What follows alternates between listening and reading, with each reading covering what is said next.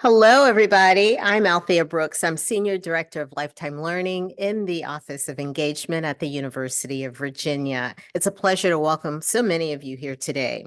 Thank you for joining us for today's program on Thomas Jefferson and Patrick Henry, Cooperation and Conflicts Shape the Nation. We're fortunate to have two scholars with us today, Andrew O'Shaughnessy and John Ragosta. They've joined us for an informative discussion on Jefferson and Henry's successes and conflicts and how their relationship helped to shape the young nation. Now, please allow me to introduce Andrew O'Shaughnessy. He'll be facilitating today's conversation. Andrew O'Shaughnessy is the professor of history at the University of Virginia. Between 2003 and 2022, he served as vice president of the Thomas Jefferson Foundation and the Saunders Director of Robert H. Smith International Center for Jefferson Studies, Monticello. He's a dual citizen of Britain and the United States. After completing his undergraduate degree and doctoral degree at Oxford University, he taught at Eton College in England, Southern Methodist University in Texas, and the University of Wisconsin at Oshkosh, where he served as professor of American history and chair of the history department between 1998 and 2003. His book, The Man Who Lost America, The British Leadership, the American Revolution, and the Fate of the Empire, published in 2023. This book received eight national awards, including the New York Historical Society American History Book Prize and the George Washington Book Prize. Andrew's also the author of An Empire Divided, The American Revolution and the British Caribbean. That was published in 2000. His most recent book is The Illimitable Freedom of Human Mind, Thomas Jefferson's Idea of the University. Andrew is a fellow of the Royal Historical Society and an editor of the Jeffersonian America series published by the University of Virginia Press. He co-edited three books, The Old World, New World, America and Europe in the Age of Jefferson, published in 2010. The Founding of Thomas Jefferson's University of Virginia, published in 2019, and The European Friends of the American Revolution, published in 2023. Please help me welcome and thank Andrew for speaking with us today. He's going to moderate the conversation. Welcome, Andrew. Thank you very much, Althea. And it is my pleasure to be introducing John Ragosta and discussing his book, For the People, for the Country, Patrick Henry's Final Political Battle, published by the University of Virginia Press. John is a historian of the Robert H. Smith International Center for Jefferson Studies. He's in many ways ideally qualified to be writing about this subject. Like Patrick Henry, he's a former lawyer with a major firm in Washington, D.C., and he did his doctorate at the University of Virginia. He's taught at various universities, including Hamilton College. He's been immensely prolific in a very short time, publishing 4 books, including a full biography of Henry, and also what I think is a particularly important book on the Virginia Statute for Religious Freedom, entitled Religious Freedom, Jefferson's Legacy, America's Creed. And I want to say at the outset, John, just how much I enjoyed reading this book. It's extremely accessible to the public. It's about much more than Patrick Henry. It really talks more generally about the battles over the Constitution, about the 1790s. And as you said in your introduction, you felt at times as though you were writing about the present day. And you saw parallels in the amount of political acrimony and polarization during this period. But I wonder, in fact, if the politics of the period was not actually more dangerous, given that this was a very new system of government that still had to be a situation in which power transferred peacefully from one party to another. Virginia was calling out its state militia and arming itself. Was this period not really more analogous to 1859-60 and pre-Civil War? Andrew, thank you. And that's a very, you're going to dive right into the deep end, which is good. Yes, you know, the book takes on the problem of hyperpartisanship in the 1790s, which people were sort of vaguely aware of. You had Alexander Hamilton and Thomas Jefferson arguing, and people immediately jumped to our own times. And as a historian, you're always a little hesitant with that. Our times are very different. They didn't have gerrymandering the way we have it. They didn't have social media. They didn't have to worry about those kinds of things. But your comparison to the 1859 period is very real. The country was relatively new. It's 10 years old. Nobody understood that the country was going to last for 200 years. It was going to become the most powerful nation in the world. And they didn't really know if it was going to survive. And as you say, the battles, Virginia is threatening to arm for a battle with the federal government.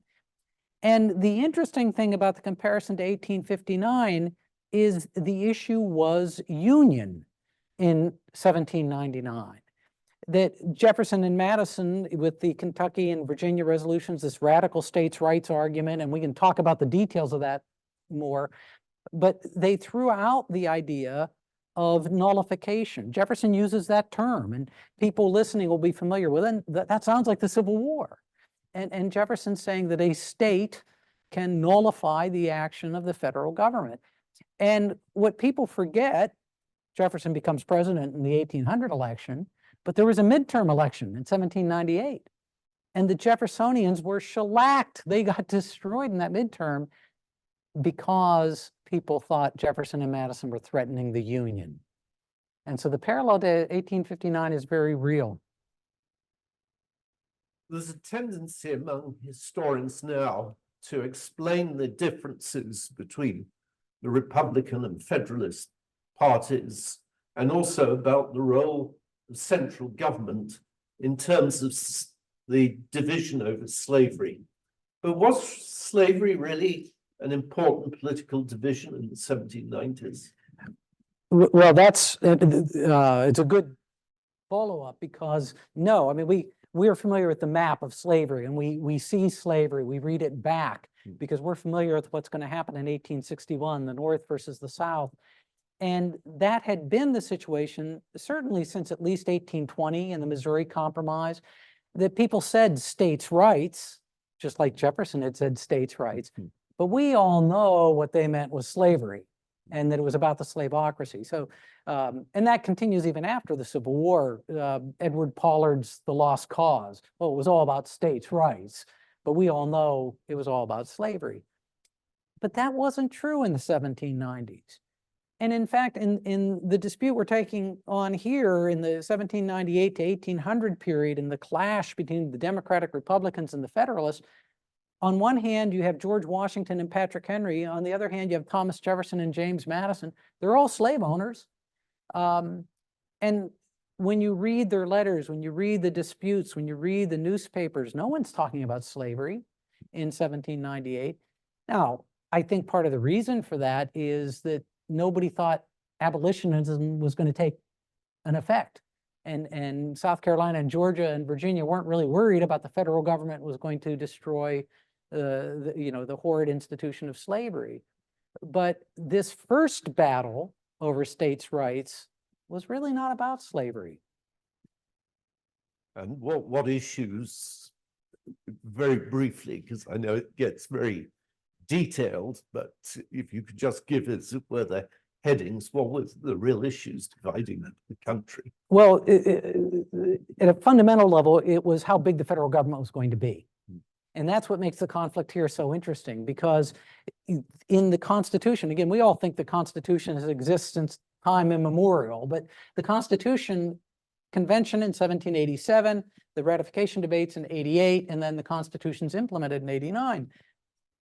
People weren't sure the Constitution was going to be ratified in 1788. It was a close battle in many respects. And Patrick Henry becomes the great anti-federalist, leads opposition to ratification of the Constitution. And today we all like, how could anybody oppose ratification of the Constitution? But he warned, he said, the government's going to be too powerful. It'll be too distant from the people. You know, I want the states to be the central political authority. Now he loses that battle, but then that battle becomes sort of the tension between the Democratic Republicans, the Jeffersonians, and the Federalists, George Washington, Alexander Hamilton, in the 1790s. So it's a conflict of how powerful is the federal government going to be? So most people, if they know anything about Patrick Henry, know him for the famous quote, "Give me liberty or give me death," that he said during the Stamp Act debate in 1765-66. He was well ahead, and he was one of the most radical, along with Sam Adams in Boston. But you say that people have misunderstood that phrase altogether because it's quoted regularly to support civil disobedience. Exactly, and it really misunderstands Henry. The idea is it's some kind of a libertarian manifesto that I'm going to ignore government. And you start in 1765, which is right. You could even go to 1763 with his first Parsons Cause case, his first big legal case, where he's people say he's attacking the king in the Parsons Cause because he says the king shouldn't interfere with Virginia laws. And then in 1765, opposition to the Stamp Act, Caesar had his Brutus. He's threatening regicide. He's threatening King George. You could die. And then 75, give me liberty or give me death. But what I think people have missed is the issue for Henry was always the right of the people to govern. And so, you know, we talk about, well, they were opposed to taxation. Well, no, they weren't opposed to taxation. They were opposed to taxation without representation. I mean, what you learned in textbook high school history is correct in this regard. And so to take Henry's speech, and you're absolutely right, Americans have heard of Patrick Henry, but if they remember anything, it's those 7 words, give me liberty or give me death. But to take those 7 words out of this very long, very important political career and to transform that into an anti-government screed, basically, is really not Henry. He is consistently defending the people's right to decide for themselves. But implicit in that means if the government decides, as they did when they ratified the Constitution, against you, Henry goes home. There was an effort by George Mason to rally the opposition to the Constitution in Richmond the night that the Constitution's ratified by Virginia. Henry goes to that meeting and he says, go home. We lost. Give it fair play. We will oppose it in a constitutional way. To me, that's a much better, if you want to quote Henry, that's a much better quote to explain Patrick Henry. We oppose things in a constitutional way. So this book is really about the largely forgotten period of Henry's later political career. It really reminded me what a major figure Henry was even after the American Revolution. In fact, John Randolph of Virginia said that had Henry lived a few months longer, he might have changed the outcome of the election of 1800 and undermined Thomas Jefferson. And so it makes one wonder, why is Henry not there in the pantheon of the leading founding figures like George Washington and Jefferson and Benjamin Franklin? And why he, along with Sam Adams and George Mason, who were really some of the most radical figures before the war, why are they largely cast aside? Yeah, secondary figures. Well, you started at a very good place. I mean, John Randolph and John Randolph of Roanoke, who is initially a big Jeffersonian, says that if Henry had lived, he dies in 1799, Thomas Jefferson would not have been elected president. Well, how could that be? Thomas Jefferson. Well, at the time, the most popular politicians in Virginia by far are George Washington and Patrick Henry, not Thomas Jefferson and James Madison. That's later. He's the most popular next to Washington politician in Virginia. So why are they remembered? Or not remembered, maybe? Well, that's complicated. I think there's a lot of reasons, but one that I think is very interesting, well, the obvious one is he never takes a federal position, because once he opposes the Constitution, he's the leading anti-federalist. He's offered Supreme Court justice, he's offered senator, he's offered ambassador to France, ambassador to Spain. They want to run him as vice president in 1796. And he consistently says, no, no, no, you know, it's your government, you all do that. But I think the other reason that's interesting is I tell people when I get a chance to talk about this publicly, you know, John Adams, Thomas Jefferson, George Washington, Alexander Hamilton, they care a lot about what you or I are going to say about them 200 years later. You know, they're curating their papers, they're saving their papers, they want to make sure that they're all in order and people understand what they're thinking. Henry seems indifferent. He burns letters. We don't have the corpus of material of Henry. So the modern papers projects, the paper of Thomas Jefferson, the papers of George Washington, the last time anybody did a major paper project of Patrick Henry was his grandson in 1890s. So a combination of he didn't hold federal office after his opposition to the Constitution, and he seems to be less fixated on his historical memory than Jefferson and Madison and Washington are. As you say, living a long life really benefits those who get to tell the story. Yeah, it sounds familiar from the Hamilton. Those who Yes. tell the story are important. And when Henry dies unexpectedly, you know, he was 63 years old, but he had been in good health up to that point. And so the story is told by the Jeffersonians instead of Henry. So the main theme of the book is this remarkable transformation of Patrick Henry, who we know as one of the leading anti-federalists, as one of the leading opponents of adopting the Constitution, to becoming a advocate of nationalism and essentially seeming to support the Federalist government of George Washington and Alexander Hamilton. How do you explain what seems like a volte-face? Yeah, this is the central issue in the book. And the people have either ignored it or some historians have said it's a puzzle. Well, I don't think it's a puzzle if you understand Henry. Maybe where to start is 1798, we get the Sedition Act. And everybody's heard of the Sedition Act. And the Sedition Act is adopted because we're afraid of being pulled into a war with Europe. But the Federalists control the government. John Adams is president. He's a Federalist.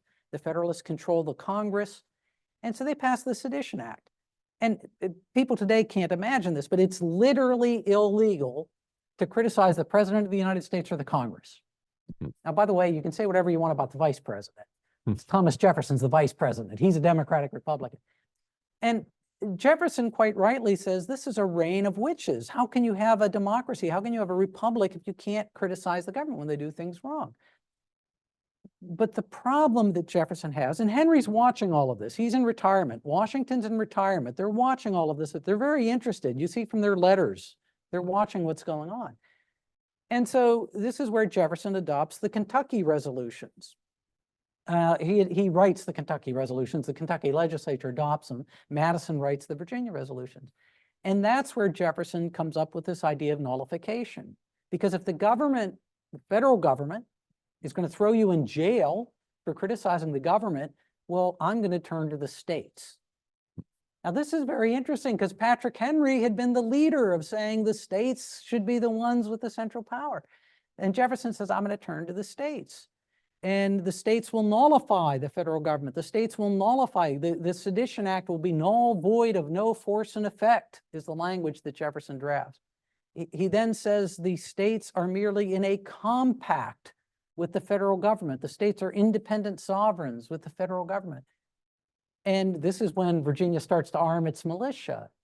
And George Washington, in retirement, writes Patrick Henry in retirement and says he doesn't say Thomas Jefferson and James Madison, but everybody knows they're going to destroy the country. They're going to create a civil war. And they're using the phrase civil war that's published in the newspapers over and over again, because it's going to be state against state. We'll have different laws in every state. And we're seeing some of this now with Governor Abbott in Texas talking about nullification, state against the federal government. And I think this is Henry's greatest moment. And again, as you had said earlier, it's one that people have forgotten or don't pay attention to. He comes out of retirement. He makes that final speech at March 4th, 1799 at Charlotte Courthouse in Virginia. And I could go over the speech in more length, but to me, the essence of the speech is he says, we voted for the Constitution. We have to live with the Constitution. I voted against it. Remember, I said, don't do this. I warned you the government would be too powerful. The government would take your rights. But we, the people, all of us voted for it. And we have to live it. And then he has a line, I don't want to read too much from the book. He says to the people gathered, there's thousands of people gathered, for if you ever recur to another change, you may bid adieu forever to representative government. You can never exchange the present government but for a monarchy. And so for Patrick Henry, the great anti-federalist, to come out and say, I'm going to defend the Constitution that I had opposed because we the people adopted it. To me, it's the great lesson of what it means to be a loyal opposition. That, Thomas Jefferson says this in his inaugural address, the essence of a republic is the majority rules. That's the first rule. Second rule, the minority has to accept the first rule. And to me, that's what Henry's saying. So the about face, I don't think he's being inconsistent. I think he's saying, look, I lost, and there's consequences when you lose an election.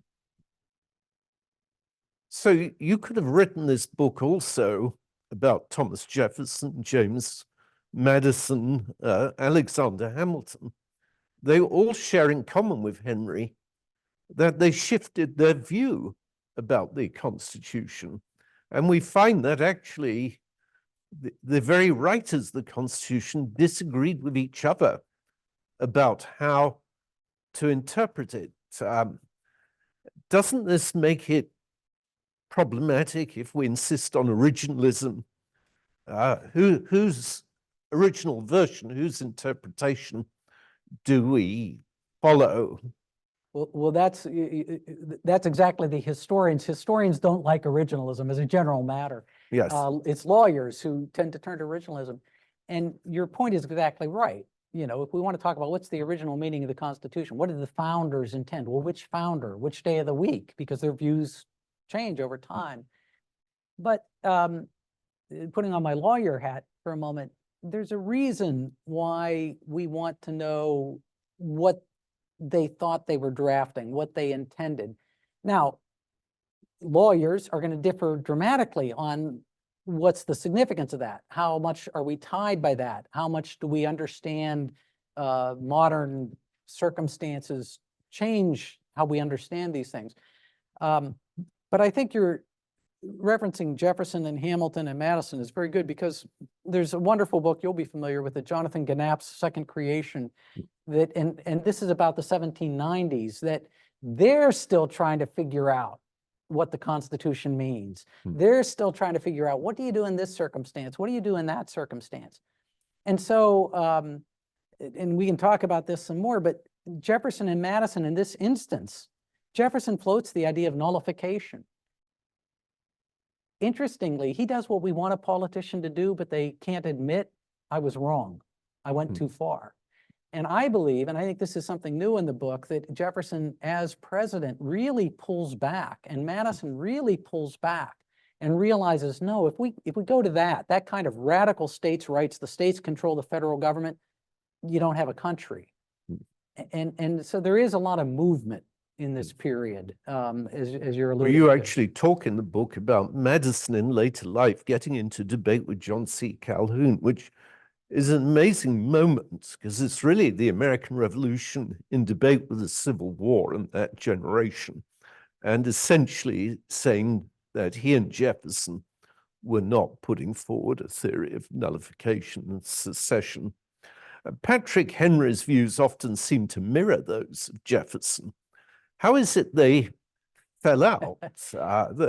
Even with his nationalist turn, he seemed to have a lot more in common with Jefferson than with Hamilton.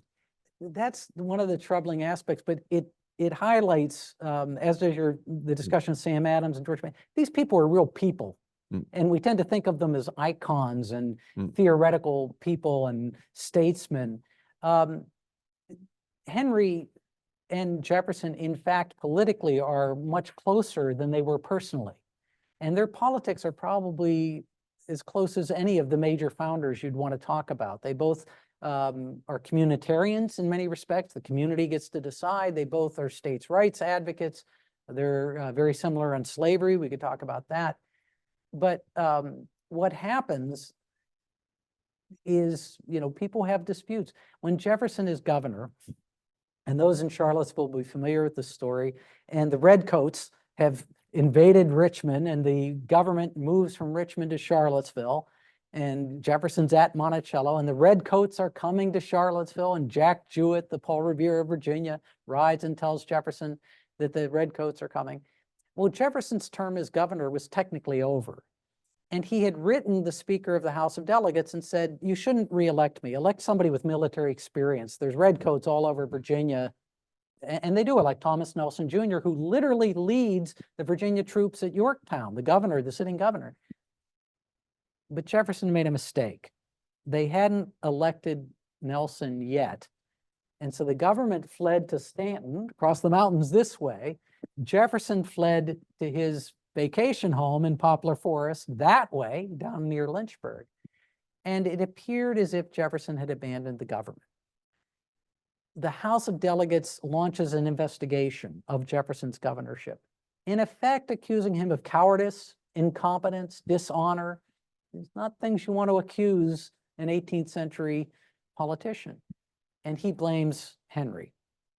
Now, historians differ as to whether Henry was behind the investigation. I think he probably was. Some other historians say he probably wasn't. Doesn't matter. Thomas Jefferson thought Henry was behind the investigation. So he writes James Monroe, "This has inflicted a wound on my spirit that will only be healed by the all-healing grave."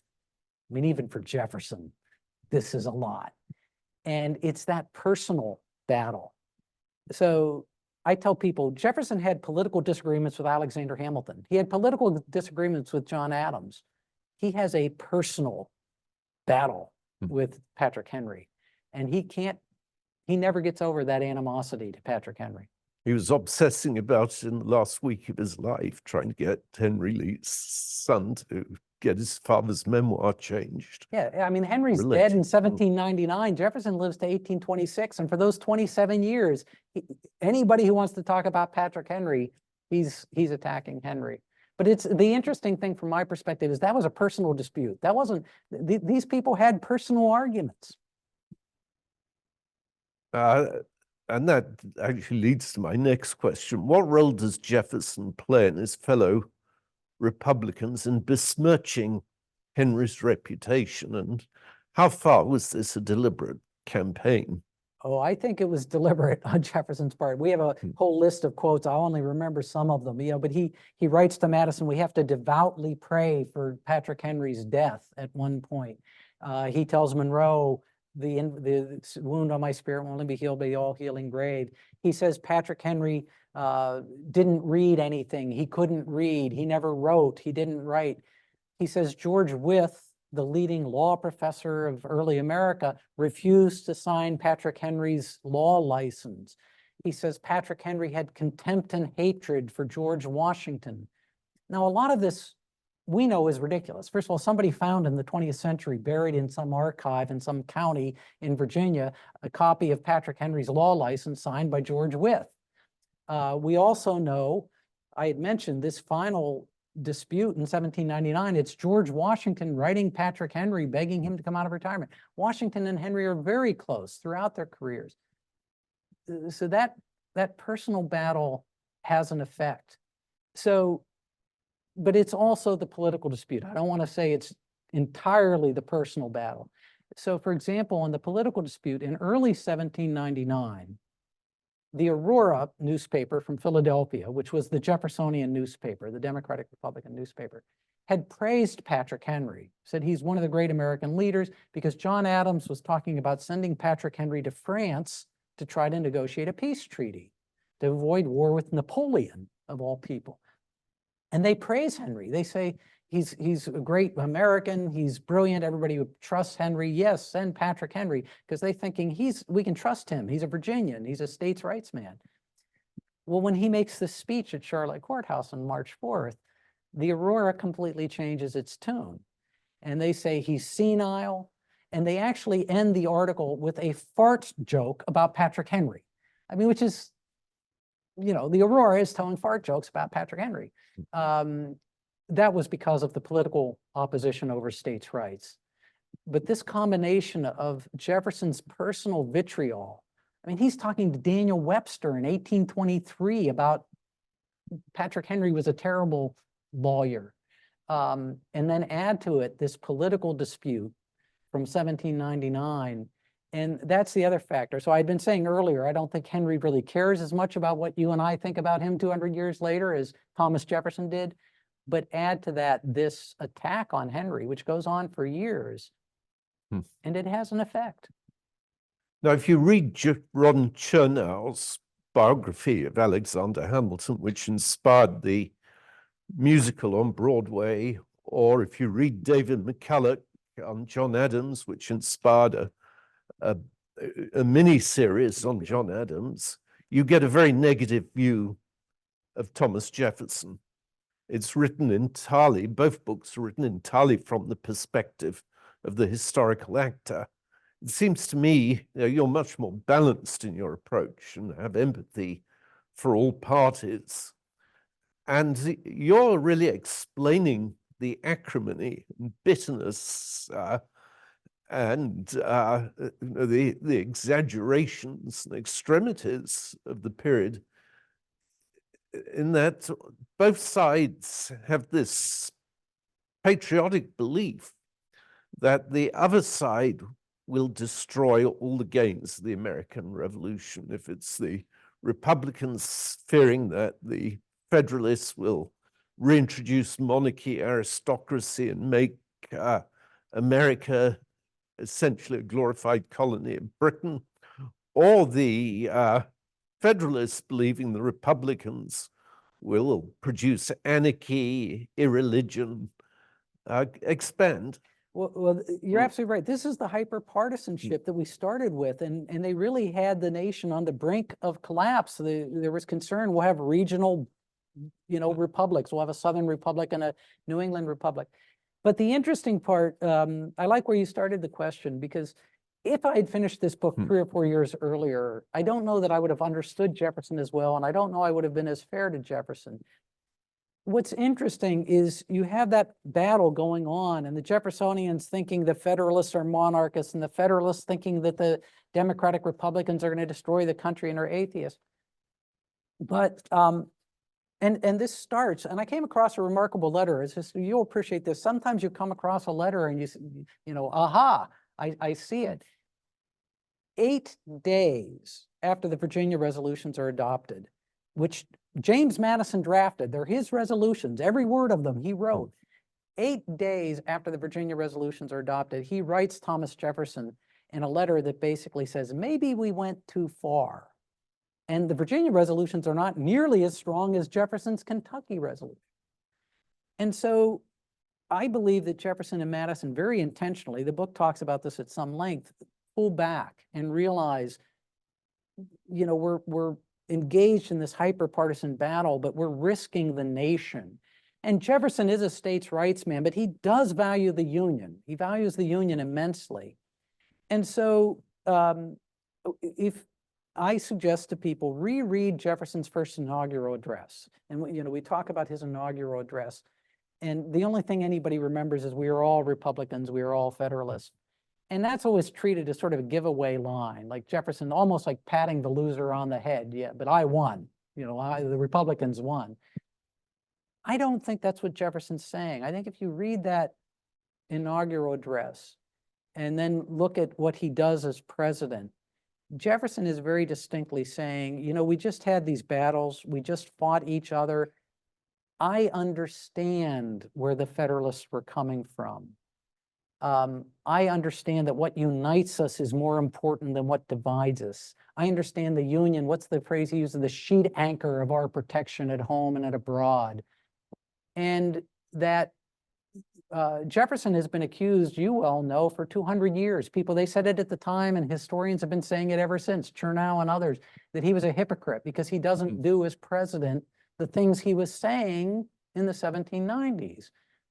Well, I think there's another explanation for that. He realizes that 1790s went too far, that they were going to drive the country off a cliff. And so I think that Jefferson, plus there's, of course, once you become president and you're now responsible, you take on that weight of office. I think we see a really moderated, a chastened Jefferson as president.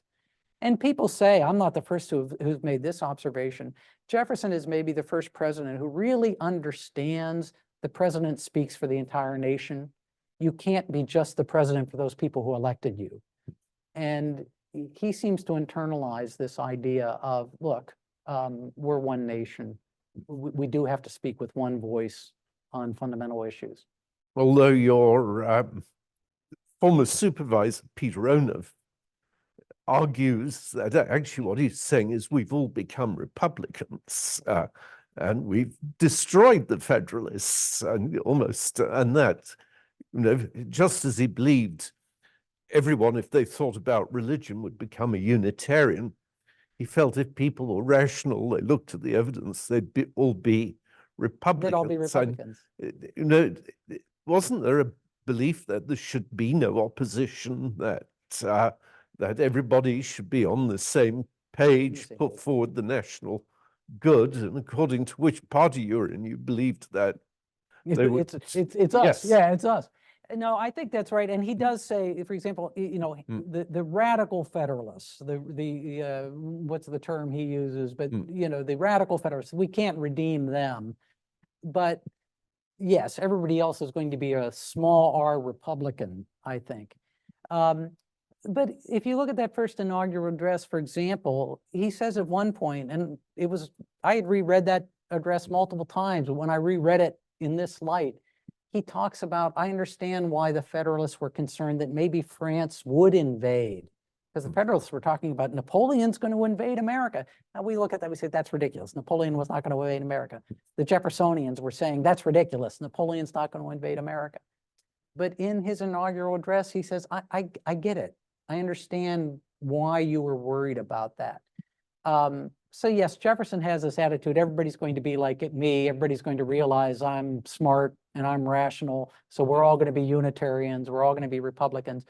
But I do think that's still an expansive view. He understood that not everybody was going to share his views on every little issue, and that it's okay to disagree, and it's okay to compromise. So it all started off very well after the Constitution.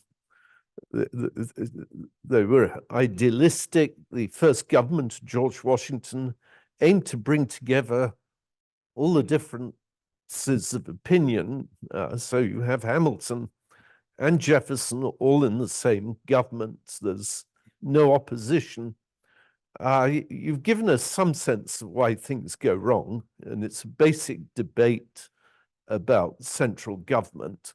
But just give us a little more insight into why it goes so wrong. And it starts really with a debate about Hamilton's plans for the government, bank, and currency. It gets into foreign policy. Just give us a sense of the chronology. Well, not just the chronology. I mean, I think your chronology is correct. I mean, Hamilton comes in, and it's interesting. Washington has Hamilton, he has Jefferson, he has these people with different views, and Washington thinks that's a good idea. Let them argue, and I'll decide. And you know, Washington really is the indispensable man. He's the guy who can have Hamilton and Jefferson and try to control them both. But Hamilton clearly has the idea of a big government, powerful government, assume the debts of the states, create a national bank. But I think what happens that they hadn't anticipated, and again, we look back and we think, how could they not have understood that was going to happen, is the development of parties. That they didn't want these parties. They understood that you would have people of different interests. You know, James Madison talks about that in the Federalist Papers, Federalist number 10. You have factions, but the way Madison thought it would work is these factions would be ever shifting, ever changing, and you'd have multiple factions. So you and I were going to agree on this issue, but we're going to disagree on the next issue. And then there'd be a third issue where we'd have an alliance with these people and then a different alliance, and that this would keep shifting. Well, today we understand, no, because of the presidential system, we don't have a parliamentary system like Britain or France, you know, where the head of parliament becomes the head of government, the prime minister. The presidency ends up in a choice between two people, and they realize that pretty quickly. And as a result, you end up with the development of parties. Now, parties, we'd have a whole nother discussion on parties. Parties were viewed as not all bad because they do get people involved. How does the common man have a voice in politics? Well, he gets to vote, but he can also participate in a party. But they really hadn't anticipated how these parties were going to create two bodies that would then be in sort of eternal opposition, as opposed to Madison's idea of shifting factions. And you know, that's what we have now. They had not anticipated that. Well, maybe we'll turn to some of our questions from the audience. And we've got a variety, and people are sending them in. Some sent them in earlier. One question that certainly intrigues me is the respective views on slavery of Jefferson and Patrick Henry. They both condemn it. They're both slave owners. Henry on a smaller scale. Tell us a bit about that. And well, it's a very good question, because it also goes to the discussion we were having earlier about, in fact, Jefferson and Henry's politics are very similar. They dislike each other, but their politics are very similar. They have very similar positions on slavery. They both recognize it's an abomination. They both recognize it's a terrible system. They both say it has to end. But Jefferson certainly has more enslaved people than Henry does, but Henry becomes a wealthy man before he dies and has a number of enslaved people. Henry writes a fascinating letter in, I think it's 1784, to Robert Pleasance, and you'll be familiar. Pleasance was a Quaker and was an abolitionist.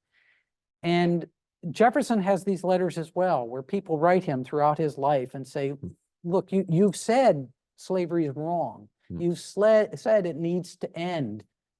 You need to come out publicly and do something. Well, Pleasance writes Henry that kind of a letter in 1784. And Henry writes back a remarkable letter, which is remarkably honest. He obviously hadn't thought that it might show up on CNN that evening. And he writes to Pleasance, he says, yes, I'm a slave owner. Yes, I claim to be a Christian. How can I be a Christian and be a slave owner? It's clearly a violation of every law of morality and of God. I can't justify it under the Bible. I can't justify it in any means. It means to end. But I can't live with the inconvenience of living without it. And when, in fact, I remember reading this letter and you think, you know, oh my God. Remarkably honest, remarkably brutal, terrible letter. I think there's some Jefferson there as well. He never says that. He's never crazy enough to put that in writing. yes. But he condemns it. He says it's wrong. He says it has to end. he gives us some of the moral justification. Frederick Douglass is quoting Thomas Jefferson, all men are created equal. But in the 18 teens, before he's effectively bankrupt, he just can't quite do anything about it. Well, it's awfully hard. You're trying to run a house, you're trying to run a plantation, you got kids. So they both, on slavery, they both participate in the foul institution. It's a case of kicking the can down the road. Jefferson got a famous letter from Cole, later governor of Illinois, asking him to sort of take up the cudgel in later life and go back to his earlier abolitionism, and essentially says this is a fight of another generation. I've done my bit, and attempts to just deflect him. Yeah, and I think Henry, no, Henry's dead by that point. I think Henry would have agreed with that as well. That Yes. look, yeah, it's wrong. You all need to solve this problem. So they both, later in life, having declared it's wrong and it needs to end, they both sort of say, well, somebody else is going to have to fix it. Yeah, I mean, it's a terrible flaw in both of them. The situation, though, changed. In the 1780s, there seemed a real chance that slavery could be abolished. But then you have the invention of the cotton gin and expansion of slave plantations in the South. Absolutely. Someone was asked what were their views on immigrants from non-European nations. And in fact, you could argue they have very strong views, in the case of the Federalists, on immigrants from European nations, specifically Ireland. Yes, they most immigrants at that point, other than enslaved who were being brought here against their wish, so that's a different situation, are from Europe. There's not a lot of immigration yet from Asia, but they both have what we would think of as very progressive attitudes on immigration. I mean, Jefferson says on a number of occasions that if somebody comes to the United States and basically swears fealty to American principles, they ought to be an American citizen. You know, that's all it means to be an American citizen. We aren't defined by our nationality, by our ethnicity, by our language, by our religion, the way all of these other countries are. And Henry actually, I think, is similar. He wants to invite, and this is a little bit of a twist on the question, he actually proposes a law that would reward anybody who comes to Virginia, and he's not specifying Europe, but a white person who comes to Virginia and marries a Native American would get land. So again, this idea that no, this country is for everybody, and going to have an expansive view of what it means to be a citizen. I think they're both sort of in that mode. Now, Jefferson can't see past slavery. Henry can't see past slavery. But other than that, terrible thing to say, but they have an expansive view of citizenship. And interestingly, Southerners actually wanted to stop the slave trade, or some of them did, because there were benefits economically for those who could then resell enslaved people, while others were very fearful that the proportion of non-whites would increase. Right, and as you mentioned earlier, in the 1780s, after the Revolution, the New England states, the northern states, start eliminating slavery. Massachusetts eliminates slavery. New York, New Jersey adopt these gradual abolition laws. Virginia adopts a manumission law in 1782. And we know, because we know what's going to happen, that it's benighted, but they could honestly, if mistakenly, believe that no, that it will go away. People will stop importation. The states will slowly eliminate it. Again, looking back, that was a ridiculous idea.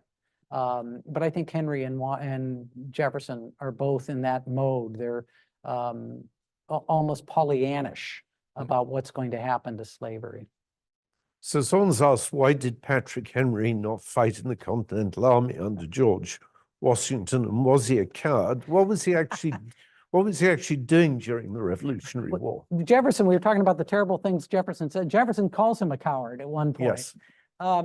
No, what happened, it's actually fascinating. He, after his give me liberty or give me death speech, which again, what that was about was arming for the war. And that's 3 weeks before Lexington and Concord. So we don't have Lexington and Concord yet, but he says, I can see what's happening. We're going to have a war and we need to arm. And so Virginia agrees. It's a tight vote. It also was not a landslide victory. He wins the vote that Virginia will arm, and it's going to create regiments and they're going to train. Henry becomes the first colonel of the 1st Virginia Regiment, armed under the 75 law. But back to these people were real people and they had their individual battles. Edmund Pendleton, great Virginian, old school Virginian, was the head of the Committee of Safety. And they were a little concerned that Patrick Henry might become a demagogue. They didn't like the idea of Patrick Henry, who was extremely popular. As I said, the most popular politician in Virginia for some of the time, sometimes second to Washington. They didn't like the idea of him leading troops. So at the first battle that occurs in Virginia, people remember when the Redcoats invaded in the 1780, there were Redcoats here, the governor and so on, in 1775, and there's a battle down at Great Bridge, very near Norfolk. And Henry, being the colonel of the 1st Virginia Regiment, the first colonel appointed, was ready to take his troops down and oppose the Redcoats at Norfolk. And Pendleton sends the 2nd Regiment with the 2nd colonel. Well, it's the 18th century. You've attacked my honor. And Henry resigns. And he says, you know, fine, I'm not gonna do this if this is the way you're gonna treat me. And most of his regiment threatened to resign. I mean, they said, because they loved Henry. And they said, well, if you're gonna resign, we'll resign. And Henry tells them, he says, no, I'm having a dispute. This has nothing to do with you. The cause is more important. I want you to stay in and fight. And a number of those early Virginia regiments are critical in Washington's army and in the battles. Henry goes back into politics. Now, George Washington writes, because Washington knows what's going on in Virginia, and Washington writes, it's really better for the cause. Henry will do far better in the Senate than in the field. That we know he's a great politician. We know he's a great leader. We know he's a great speech maker. We got people who can carry guns and fight the battles. So he actually does military service, but it's only a couple months, and then he's out and back into politics. And then he becomes the first governor of Virginia under the Constitution. He's appointed governor in 76. He's governor again in 77. He's governor again in 78. So he doesn't, other than that couple of months in uniform, he doesn't fight in the Revolution. I misspoke earlier. I said the give me liberty or give me death speech was during the Stamp Act crisis, but he did make a very important speech during the Stamp Act crisis, which really established his credentials and was one of the most outspoken speeches at the time. And that was almost calling the king a tyrant. Right. And one of the people in the audience, who was virtually just a young law clerk, was Thomas Jefferson. Right. And Jefferson says, that, I mean, this is remarkable. So young Thomas Jefferson, he's a law student at the time, is there to see Patrick Henry make that famous Stamp Act speech. And Jefferson later says, years later, he says, I remember it like it was yesterday. Patrick Henry seemed to me to speak as Homer wrote. Now, for Thomas Jefferson, loves the classics, and I love Homer as well. Anybody who's read Homer writes pretty well. To say Patrick Henry spoke as Homer wrote, these wonderful words, this wonderful ability to move people, to motivate people. And so we've gotten almost to the end, but we're back to the beginning. Henry and Jefferson are really very aligned early on. I tell people that Patrick Henry, Thomas Jefferson, George Mason, Richard Bland, this was almost the squad of their day. They were the young bucks in the House of Delegates, and then or the House of Burgesses, and then the House of Delegates, the radicals trying to rally support for the revolution against the Edmund Pendletons, the Peyton Randolphs, the Carter Nicholas Carter. And Jefferson and Henry have that sympathetic political view. It's not until they have that personal battle in 1781 that we have the falling out. It's interesting. Jefferson later says of Henry's speeches, they were brilliant in their emotional effect. He said, I always felt transported listening to him, but I never remember anything he said. In other words, there was no substance. It was all show. I mean, people have speculated that Henry modeled himself on an evangelical preacher and used the same kinds of techniques and phrases. And I have to say, before reading your book, I was somewhat in the mode, in my views, of thinking of him as, in many ways, a demagogue and a populist. He comes across in your book as someone of a great deal more depth and substance, and also a great deal more consistency. Right, and some of it's Jefferson and the Jeffersonians have done this image of Jefferson. Oh yes, he made these speeches, but I couldn't remember. And that's, again, if you read other people, from Edmund Randolph, who's, again, he's no fool, he becomes Attorney General of the country, to John Randolph of Roanoke, to Pendleton, they all say Henry is the greatest speech maker of all times. People say, we heard Henry speak 20 years ago, and I remember it as if it was yesterday, what he said. Because he's speaking extemporaneously. He's not writing these speeches down. So this has always been one of the issues for historians.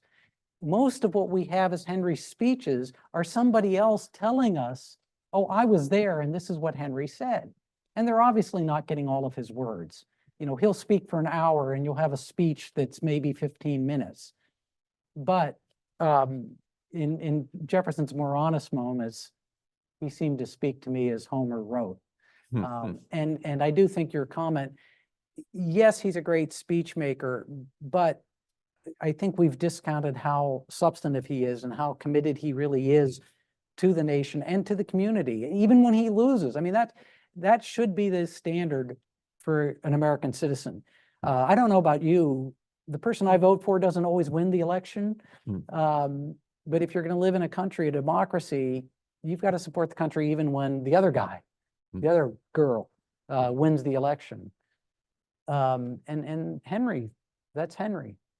So we're virtually out of time, but the story at the time of Henry's death ends well. The country does not go into civil war. It's not like 1859, 1860. Does it provide us some hope today? I know the later periods known as the era of good feelings. The era of good feelings. I think so. I mean, again, I think one has to be cautious with direct comparisons, but for people to realize that, yes, they were having these partisan battles. Yes, people were talking about civil war. People were afraid they were going to destroy the country. But and they might have. I mean, the irony is, if Henry had lived, as John Randolph says, it might be Jefferson would have lost, and who knows? We don't know what would have happened. But this is where I give Jefferson credit. The ability, now he won't admit I was wrong. He's a politician. We don't think of Jefferson as a politician. He's a very good politician. He can't stand up and say, I was wrong. Those Kentucky resolutions were all wrong. In your book about the UVA, the curriculum for UVA, the Kentucky resolutions and the Virginia resolutions are never made part of the law school's curriculum. The report of 1799 is. Jefferson's willingness to pull back and realize that maybe I went too far. I think that's a message that people need to be hearing today. And Patrick Henry's message about a loyal opposition, that, look, when you lose, you still have to go along. Excellent. Thank you very much, John. Thank you both. Andrew and John, that was fantastic. Thank you for allowing us to just listen in on your conversation this afternoon. We appreciate your time. Audience, thanks for being with us today. We hope you learned just a little bit more about Jefferson and Henry. Join us again for another Lifetime Learning program. On May 8th, we'll have a program on the Land and Food Justice Program. It'll be a webinar, so join us. Visit us at engagement.virginia.edu/learn. And you can find our webinars, our podcasts, and our blogs there, and a lot of other useful resources, online resources. So again, thank you, audience, for being here. Thank you, John and Andrew. Fantastic conversation today.